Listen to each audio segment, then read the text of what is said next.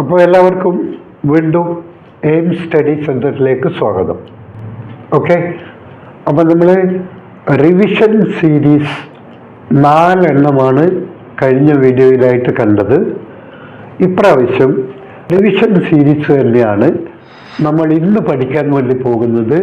വികാസ തലങ്ങൾ, വികാസ തത്വങ്ങൾ.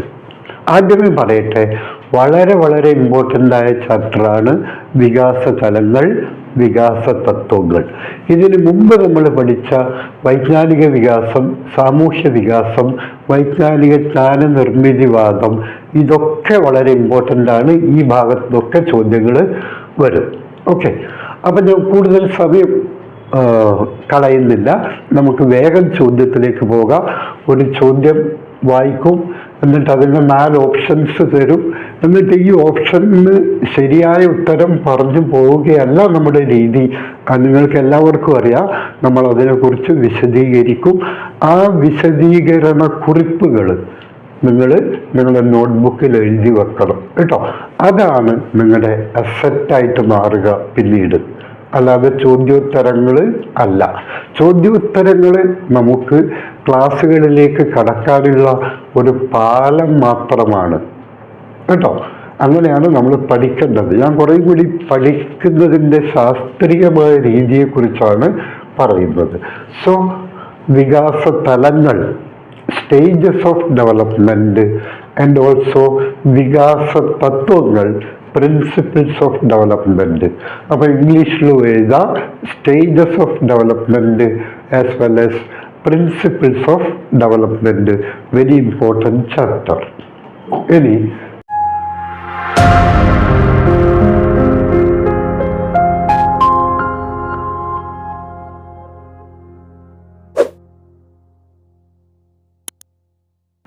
നോക്കൂ. വൈജ്ഞാനികം, വൈകാരികം, സാമൂഹികം, ചാലകം തുടങ്ങിയ വികാസത്തിൻ്റെ ഓരോ മേഖലയിലും ഉണ്ടാകുന്ന മാറ്റങ്ങളെക്കുറിച്ച് പഠിക്കുന്ന രീതി മനഃശാസ്ത്രത്തിൽ അറിയപ്പെടുന്നത് എന്താണ്?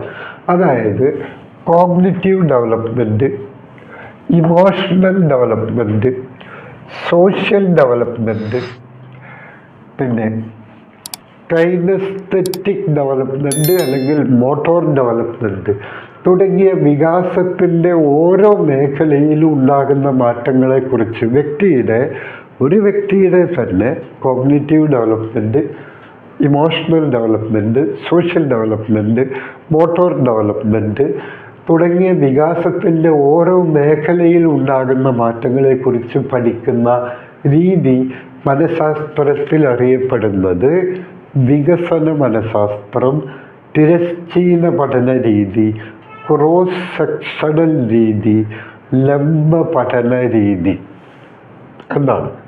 അപ്പോൾ ഈ ഓരോ മേഖലയിലും ഉണ്ടാകുന്ന മാറ്റങ്ങളെക്കുറിച്ച് നമ്മൾ പഠിക്കുന്നതിനെയാണ് നമ്മൾ പറയുന്നത് ക്രോസ് സെക്ഷണൽ രീതി. വൈജ്ഞാനിക മേഖലയിൽ എന്ത് മാറ്റം ഉണ്ടാക്കുന്നു, അതേപോലെ വൈകാരിക മേഖലയിൽ എന്ത് മാറ്റം ഉണ്ടാക്കുന്നു, ഇങ്ങനെ ഓരോ സെക്ഷനിലും എന്ത് മാറ്റം ഉണ്ടാക്കുന്നു എന്ന് പഠിക്കുന്ന രീതിയുടെ പേരാണ് ക്രോസ് സെക്ഷണൽ രീതി. അടുത്തത് ബീജാങ്കുരണ ഘട്ടം എന്നാൽ എന്ത്? ബീജാങ്കുരണ ഘട്ടം പരീക്ഷയ്ക്ക് ചോദിക്കാൻ വളരെയധികം സാധ്യതയുള്ളതാണ്. ഒന്ന്, ഗർഭധാരണം മുതൽ 14 ദിവസം. 2, ഗർഭധാരണം മുതൽ 28 ദിവസം. 3, ഗർഭധാരണം മുതൽ 4 ആഴ്ച. അടുത്തത് ഗർഭധാരണം മുതൽ 8 ആഴ്ച. വായിച്ചു നോക്കൂ.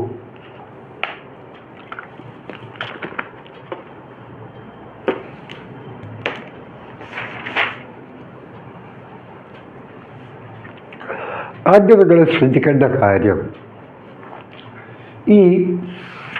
നമ്മൾ ഒരു വ്യക്തി ജനിക്കുന്നതായിട്ട്, ഒരു വ്യക്തിയുടെ ജനനം എന്ന് പറയുന്നത് യഥാർത്ഥത്തിൽ സംഭവിക്കുന്നത് ജനനപൂർവഘട്ടം മുതലാണ്. ആദ്യം ഇത് മനസ്സിലാക്കുക, ജനനപൂർവഘട്ടം. അതായത് ബീജാങ്കുരണ ഘട്ടം എന്ന് പറയുന്നത് ജനനപൂർവ്വ ഘട്ടത്തിൽ പെടുന്നതാണ്. ജനനപൂർവ്വ ഘട്ടത്തിൽ നമ്മൾ ഇംഗ്ലീഷിൽ പറയുന്നു, എഴുതി വെക്കുക, പ്രീ നാറ്റൽ പീരിയഡ്. പരീക്ഷയ്ക്ക് ഡെഫിനറ്റ് ആയിട്ട് ചോദിക്കുമെന്ന് വെച്ചാൽ ചോദിച്ചിരിക്കും. ഓക്കെ, അപ്പോൾ ഞാനിപ്പോൾ ബീജാങ്കുരണ ഘട്ടത്തെക്കുറിച്ചല്ല പറയുന്നത്, ഞാൻ പറയുന്നത് ജനനപൂർവ്വ ഘട്ടത്തെക്കുറിച്ചാണ്. ജനനപൂർവ്വ ഘട്ടം എന്ന് വെച്ചാൽ പ്രീ നാറ്റൽ പീരിയഡ്. എന്താണ് ഈ പ്രീ നാറ്റൽ പീരിയഡ്? അതായത് ഗർഭധാരണം മുതൽ ജനനം വരെയുള്ള കാലത്തെയാണ് പ്രീ നാറ്റൽ പീരിയഡ് അഥവാ ജനനപൂർവ്വ ഘട്ടം എന്ന് പറയുന്നത്. എഴുതി വെക്കുക, ഗർഭധാരണം മുതൽ ജനനം വരെയുള്ള കാലഘട്ടത്തെയാണ് ജനനപൂർവ്വ ഘട്ടം എന്ന് പറയുന്നത്. ഇത് സ്വാഭാവികമായിട്ടും നമ്മൾ 280 ദിവസം എന്നാണ് കണക്കാക്കി വരുന്നത്. ഓക്കെ, ശരി. 10 മാസം എന്നൊക്കെ പറയാറില്ലേ, 10 മാസം ചുമന്ന് എന്നൊക്കെ പല സീരിയലിലൊക്കെ കാണാറില്ലേ. അതായത് അതേപോലെ ഗർഭധാരണം എന്ന് വെച്ചാൽ ഗർഭധാരണം മുതൽ ജനനം വരെയുള്ള 280 ദിവസത്തെയാണ് നമ്മൾ ജനനപൂർവ്വ ഘട്ടം എന്ന് പറയുന്നത്. പിന്നെ ഒരു ശിശുവിൻ്റെ വികാസത്തെ ഏറ്റവും അധികം സ്വാധീനിക്കുന്ന ഘട്ടമാണ് ജനനപൂർവ്വ ഘട്ടം. ശ്രദ്ധിക്കുക, ശിശുവിൻ്റെ വികാസത്തെ ഏറ്റവും അധികം സ്വാധീനിക്കുന്ന ഈ ഘട്ടമാണ് ഏറ്റവും അധികം സ്വാധീനിക്കുന്ന ഘട്ടമാണ് ജനനപൂർവ്വ ഘട്ടം. പിന്നെ മറ്റൊരു കാര്യം, ഒരു വ്യക്തിയുടെ ജീവിതത്തെ മുഴുവനും വെച്ച് നോക്കിയാൽ, ഉദാഹരണത്തിന് ഒരു 75 വയസ്സ് വരെ അല്ലെങ്കിൽ 80 വയസ്സ് വരെ ഒരാൾ ജീവിക്കുന്നു എന്ന് കരുതുക. അങ്ങനെ വെച്ച് നോക്കിയാൽ ഈ 280 ദിവസം എന്ന് പറയുന്നത് വളരെ വളരെ ചെറിയൊരു കാലയളവാണ്, അല്ലേ? അതായത് 1 വർഷം മാത്രമല്ലേ ഉള്ളൂ. അപ്പം 80 വയസ്സ് വരെ ജീവിക്കുന്ന ഒരു മനുഷ്യനെ സംബന്ധിച്ച് നോക്കിയാൽ ഇത് വളരെ ചെറിയൊരു കാലയളവാണ്. പക്ഷേ വികാസത്തെ ഏറെ സ്വാധീനിക്കുന്ന ഏറ്റവും പ്രധാനപ്പെട്ട ഒരു കാലയളവാണ് ഈ ജനനപൂർവ്വ ഘട്ടം. ഇനി ഈ ജനനപൂർവ്വ ഘട്ടത്തെ ഞാൻ 3ആയിട്ട് തരംതിരിക്കുകയാണ് നിങ്ങൾക്ക് മനസ്സിലാക്കാൻ വേണ്ടിയിട്ട്. ശ്രദ്ധിക്കുക, ഇതേപോലെ നിങ്ങൾ എഴുതുക. ജനനപൂർവ്വ ഘട്ടത്തെ നമുക്ക് 3ആയിട്ട് തരംതിരിക്കാം. ഒന്ന് ബീജാങ്കുരണ ഘട്ടം. ഇതേപോലെ എഴുതണം, ബീജാങ്കുരണ ഘട്ടം. ഘട്ടം എന്ന് ഞാനിവിടെ എഴുതുന്നില്ല, സ്പേസ് ഇല്ലാത്തത് കൊണ്ട്. സോ ഞാൻ ഇതുവരെ പറഞ്ഞത് ഇത്രയേ ഉള്ളൂ. അതായത് ഗർഭധാരണം മുതൽ ജനനം വരെയുള്ള കാലഘട്ടത്തെയാണ് നമ്മൾ ജനനപൂർവ്വ ഘട്ടം അഥവാ പ്രീ നാറ്റൽ പീരിയഡ് എന്ന് പറയുന്നത്. അത് സ്വാഭാവികമായും 280 ദിവസമാണ്. ഒരു വ്യക്തിയുടെ ജീവിതകാല ദൈർഘ്യം വെച്ച് നോക്കിയാൽ ഇത് വളരെ ചെറിയൊരു കാലഘട്ടമാണ്. പക്ഷേ വളരെയധികം സ്വാധീനം ചെലുത്തുന്ന, വികാസത്തെ വളരെയധികം സ്വാധീനം ചെലുത്തുന്ന ഒരു സമയമാണ്. കാരണം ഈ ഗർഭധാരണ സമയത്ത് പല വൈകല്യങ്ങൾ സംഭവിച്ചിട്ടുണ്ടെങ്കിൽ പിന്നെ അത് തുടർന്ന് അങ്ങോളം ഉണ്ടാവുമല്ലോ. അപ്പോൾ അത് വികാസത്തെ സ്വാധീനിക്കുന്നുള്ള കാര്യം നിങ്ങൾക്ക് വളരെ നന്നായിട്ട് അറിയാം. അപ്പോൾ ജനനപൂർവ്വ ഘട്ടത്തെ നമ്മൾ 3ആയി തരംതിരിക്കുന്നു. ഒന്ന് ബീജാങ്കുരണ ഘട്ടം. ഞാൻ ഈ പറഞ്ഞ ബീജാങ്കുരണ ഘട്ടം, ഇതിന് നമ്മൾ പറയുന്നത്, ഇംഗ്ലീഷിൽ പറയുന്നത്, ശ്രദ്ധിക്കുക, ജർമിനൽ പീരിയഡ്. ഞാൻ വെറുതെ ക്വസ്റ്റ്യൻ വായിച്ചങ്ങ് പോവുകയല്ല ചെയ്യുന്നത്, എക്സ്പ്ലനേഷൻ ഉണ്ട്. ക്ലാസ് എടുക്കുമ്പോൾ നമ്മളിത് പറഞ്ഞു, ഇപ്പം നമ്മൾ റിവിഷൻ സമയത്ത് എക്സ്പ്ലെയിൻ ചെയ്യുകയാണ്. അതാണ് എയിംസിൻ്റെ പ്രത്യേകത. ശ്രദ്ധിക്കുക. അപ്പോൾ ബീജാങ്കുരണ ഘട്ടത്തെ നമ്മൾ എന്ത് വിളിക്കുന്നു? ജർമിനൽ പീരിയഡ്.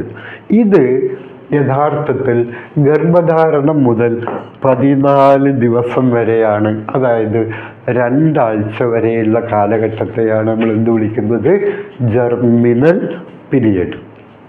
അപ്പോൾ ഇതിൻ്റെ ഉത്തരം നമുക്ക് കിട്ടിക്കഴിഞ്ഞു. ബീജാങ്കുരണ ഘട്ടം എന്നാൽ ഗർഭധാരണം മുതൽ 14 ദിവസം വരെ. അതവിടെ കേട്ടെ, ഉത്തരമല്ല നമുക്ക് ഇമ്പോർട്ടൻ്റ്, ഉത്തരത്തിലേക്ക് വരുന്ന വഴികളാണ്. ഇനി രണ്ടാമത്തെ ഒരു ഘട്ടത്തെ നമ്മൾ വിളിക്കുന്നത് ഭ്രൂണഘട്ടം എന്നാണ്. ഘട്ടം എഴുതുന്നില്ല, ഭ്രൂണഘട്ടം. ഭ്രൂണഘട്ടം എന്ന് വെച്ചാൽ ഇതറിയപ്പെടുന്നത് embryonic stage. Embryonic stage. Embryonic stage എന്ന് വെച്ചാൽ ഈ 14 ദിവസത്തിന് ശേഷം പിന്നെയുള്ള 10 ആഴ്ച വരെയുള്ള കാലം. ഈ 14 ദിവസത്തിന് ശേഷം പിന്നെയുള്ള 10 ആഴ്ച, അതായത് 70 ദിവസം.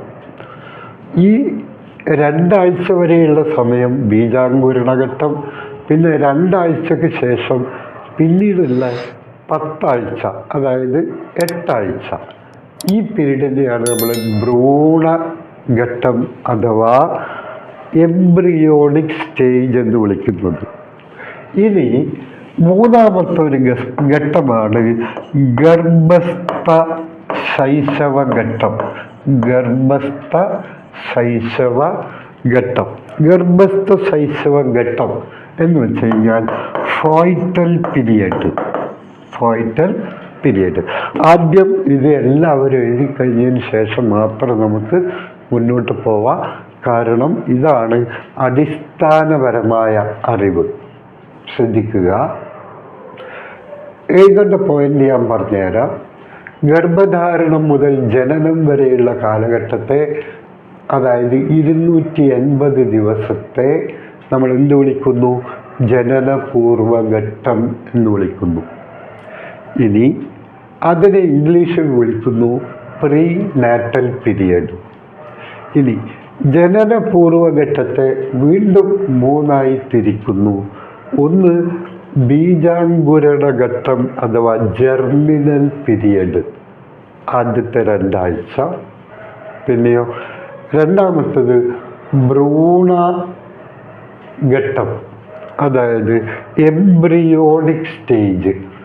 ആദ്യത്തെ 2 ആഴ്ച കഴിഞ്ഞ് പിന്നീടുള്ള 8 ആഴ്ച, അതായത് 10 ആഴ്ച വരെയുള്ള കാലഘട്ടം. അത് നമ്മൾ പറയുന്നു ഭ്രൂണഘട്ടം.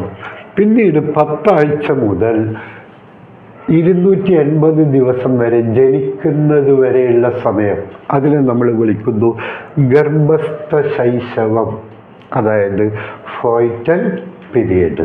ഈ 3 മനസ്സിലായല്ലോ നമുക്ക്. പിന്നെയാണ് കുട്ടി ജനിക്കുന്നത്. 0 വയസ്സ് ജനനം. ഓക്കെ, അത് നമുക്ക് വേറെ സമയത്ത് പറയാം. അപ്പം ഇവിടെ ബീജാങ്കുരണഘട്ടം എന്ന് വെച്ചാൽ എന്താണ്? ഗർഭധാരണം മുതൽ 14 ദിവസം വരെയുള്ള കാലഘട്ടത്തെ. ഓക്കെ, ഇനി അടുത്ത ചോദ്യം.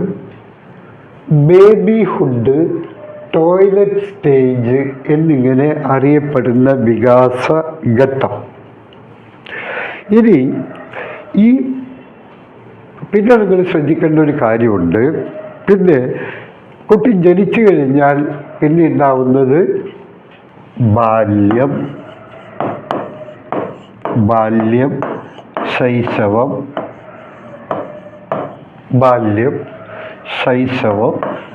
കൗമാരം, പിന്നെ പ്രായപൂർത്തി, പിന്നെ വാർദ്ധക്യം. ഇതാണ് അടുത്ത സ്റ്റേജ്. ഇതേപോലെ എഴുത്. നമുക്ക് കുറേ പഠിക്കാനുണ്ട്. ഏതൊക്കെയാണ്? ബാല്യം, ശൈശവം, കൗമാരം, പ്രായപൂർത്തി, വാർദ്ധക്യം. ഇത്രയാണ് പിന്നീടുള്ള സ്റ്റേജ്. ഇനി ബാല്യം എന്ന് വെച്ചാൽ എന്താണ്? ഒരു മൊത്തം നമ്മൾ ഈ ജനനം മുതൽ ഒരു 12 വയസ്സ് വരെയുള്ള സമയത്തെ ബാല്യം നമുക്ക് തൽക്കാലം ഇവിടുന്ന് ഇവിടെ മാറ്റാണ് എഴുതാൻ സ്ഥലത്തിന് വേണ്ടിയിട്ട്. ഓക്കെ, ഈ ബാല്യത്തെ നമ്മൾ എന്ത് വിളിക്കുന്നു? അതായത് ജനനം മുതൽ ഏകദേശം 12 വയസ്സ് വരെയുള്ള കാലത്തെ നമ്മൾ ബാല്യം തന്നെയാണ് വിളിക്കുക. സോ ബാല്യം ഈസ് ഈക്വൽ ടു ബാലൻ. ഓക്കെ, ബാല്യം എന്ന് വെച്ച് കഴിഞ്ഞാൽ ജനനം മുതൽ ഏകദേശം 12 വയസ്സ് വരെ, കൗമാരത്തിൻ്റെ ആരംഭം വരെ. കൗമാരം 12 വയസ്സിന് ശേഷം 13-ാം വയസ്സോടുകൂടി കൗമാരം ആരംഭിക്കുന്നു. അതങ്ങനെ നിൽക്കട്ടെ. അപ്പോൾ ജനനം മുതൽ 12 വയസ്സ് വരെയുള്ള സമയത്തെയാണ് നമ്മൾ ബാല്യം എന്ന് വിളിക്കുന്നത്. ഇനി ഈ ബാല്യത്തെ നമ്മൾ പല തരത്തിൽ വിഭജിക്കുന്നുണ്ട്. ഒന്ന്, 0 വയസ്സ് മുതൽ 3 വയസ്സ് വരെയുള്ള സമയം. ഇതിനെ നമ്മൾ വിളിക്കുന്നത് ശൈശവം എന്നാണ്. 0 മുതൽ 3 വയസ്സ് വരെയുള്ള സമയം ശൈശവം. ഇനി 3 വയസ്സ് മുതൽ, ഇതൊക്കെ ബാല്യമാണ് കേട്ടോ, ഇതൊക്കെ ബാല്യമാണ്. ബാല്യം എന്ന് വെച്ചാൽ 0 വയസ്സ് മുതൽ 12 വയസ്സ് വരെയുള്ള മുഴുവൻ സമയത്തെയും ബാല്യം എന്നാണ് പറയുന്നത്. ഇനി 0 വയസ്സ് മുതൽ 3 വയസ്സ് വരെയാണെങ്കിൽ നമ്മൾ ശൈശവം എന്ന് വിളിക്കുന്നു. 3 മുതൽ 6 വയസ്സ് വരെയുള്ളതിനെ നമ്മൾ ബാല്യം തന്നെ, പക്ഷേ ആദിബാല്യം, ആദിബാല്യം അഥവാ ഏർലി ചൈൽഡ്ഹുഡ്, ആദിബാല്യം. ഇനി 6 വയസ്സ് മുതൽ 9 വയസ്സ് വരെയുള്ളതിനെ നമ്മൾ വിളിക്കുന്നു, 6 വയസ്സ് മുതൽ 9 വയസ്സ് വരെയുള്ളതിനെ നമ്മൾ വിളിക്കുന്നു മധ്യബാല്യം. ഇനി 9 വയസ്സ് മുതൽ 12 വയസ്സ് വരെ, ഇതാ ഇവിടെ എഴുതിയിട്ട്, അതിനെ നമ്മൾ വിളിക്കുന്നു അന്ത്യബാല്യം. അപ്പം നിങ്ങളുടെ നോട്ട്ബുക്കിൽ ഇത് എഴുതി വെക്കുക. 0 വയസ്സ് മുതൽ 12 വയസ്സ് വരെയുള്ള കാലത്തെ ബാല്യം എന്ന് വിളിക്കുന്നു. അതിനെ നമ്മൾ 4ആയിട്ട് തരംതിരിച്ചിട്ടുണ്ട്. ഒന്ന്, 0 മുതൽ 3 വയസ്സ് വരെ ശൈശവം, 3 മുതൽ 6 വയസ്സ് വരെ ആദിബാല്യം, 6 മുതൽ 9 വരെ മധ്യബാല്യം, 9 മുതൽ 12 വരെ അന്ത്യബാല്യം. ഈ അന്ത്യബാല്യം കഴിഞ്ഞാൽ പിന്നെ ആരംഭിക്കുന്നത് കൗമാരം അഥവാ അഡോളസൻസ്. അത് 13 മുതൽ 19 വരെ അഡോളസൻസ്. 19 മുതൽ മേലോട്ട് അഡൽട്ട്ഹുഡ് അഥവാ പ്രായപൂർത്തി. മനസ്സിലായില്ലേ? അപ്പം ഇതൊന്ന് മനസ്സിൽ ഗ്രഹിക്ക്.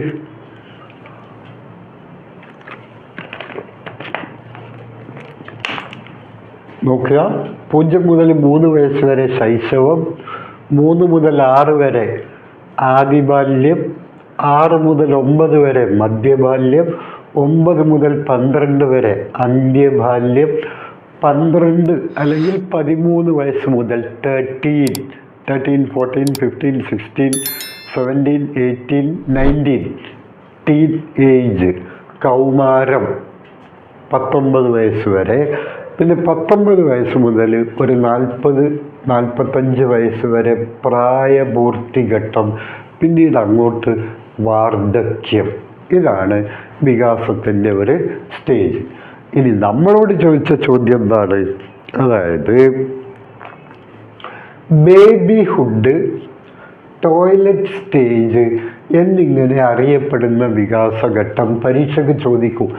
ബേബിഹുഡ്, ചെറിയ കുട്ടി. ടോയ്ലറ്റ് സ്റ്റേജ്, സ്വന്തമായിട്ട് കുട്ടിക്ക് ടോയ്ലറ്റിൽ പോകാനൊന്നും അറിയില്ല. അതേപോലെ ബോഡി വേസ്റ്റുകൾ സ്വന്തമായിട്ട് പുറമേക്ക് തള്ളാൻ അറിയില്ല. നമുക്കാണെങ്കിൽ അറിയും, കുട്ടിക്കാണെങ്കിൽ അറിയില്ല. കുട്ടിക്ക് ടോയ്ലറ്റിൽ പോകണമെങ്കിൽ ടോയ്ലറ്റ് പോകണം എന്നറിയില്ല. കുട്ടി എവിടെയാണോ ഇരിക്കുന്നത് അത് തന്നെയാണ് കുട്ടിയുടെ ടോയ്ലറ്റായിട്ട് മാറുന്നത്. അപ്പോൾ ബേബിഹുഡ്, ടോയ്ലറ്റ് സ്റ്റേജ് എന്നിങ്ങനെ അറിയപ്പെടുന്ന സ്റ്റേജിനെയാണ് നമ്മൾ ശൈശവം എന്ന് വിളിക്കുന്നത്. അതായത് 0 വയസ്സ് മുതൽ 3 വയസ്സ് വരെയുള്ള സമയം. അപ്പോൾ ഉത്തരം ശൈശവം. ബേബിഹുഡ്, ടോയ്ലറ്റ് സ്റ്റേജ് എന്നിങ്ങനെ അറിയപ്പെടുന്നത് ശൈശവം. ഇത് വളരെയധികം ഒരുപാട് തവണ പരീക്ഷയ്ക്ക് ചോദിച്ചതാണ്.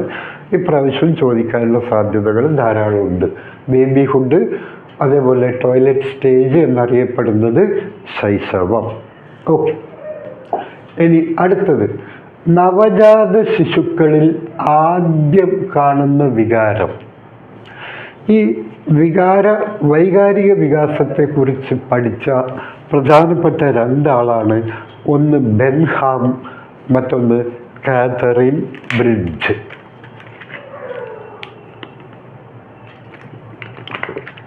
Benham as well as Catherine bridge.